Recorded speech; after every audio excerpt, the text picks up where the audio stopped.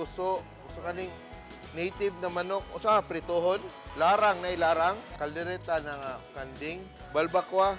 Almost lunchtime and I want to eat everything. Na, mga unta.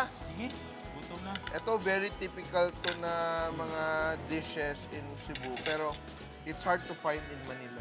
When you're cooking native chicken, dapat yung tawag na dumalaga pa. Kasi, young enough na it's tender. Kasi paging matanda na, hindi na nakakain. At matigas na. Matigas na. Ah, Some people really think that eating balboco is bad for you. That is not bad. That is collagen. In fact, that is very healthy. Kami, no? paklay ng kambing. Baklay.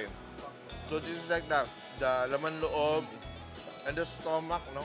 Yung tuwalya niya.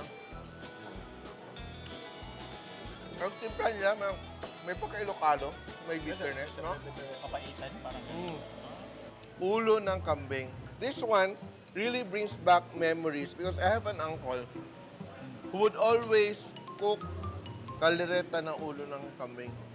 Ewan kung kaya ko ha. His favorite part was eating the eyes of the goat. I will see if kaya ba ng powers ko. I only have eyes for you.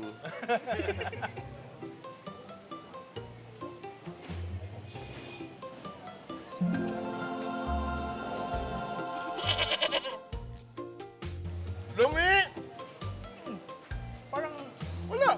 Panlitin. parang balat lang, ang taba. Ang asawa na ko sir, mao ginay maayo mo luto gyud ko siya gid quality ani mga pagkaon na mo. So akong gihangyo akong asawa nga pwede ikay mo manage sa kitchen then ako yung manage sa outside. Outside. Na mahilig sa ko sa kaon sir, kanita na mo giluto. Kaon gyud ko. Kaon yun, di ba?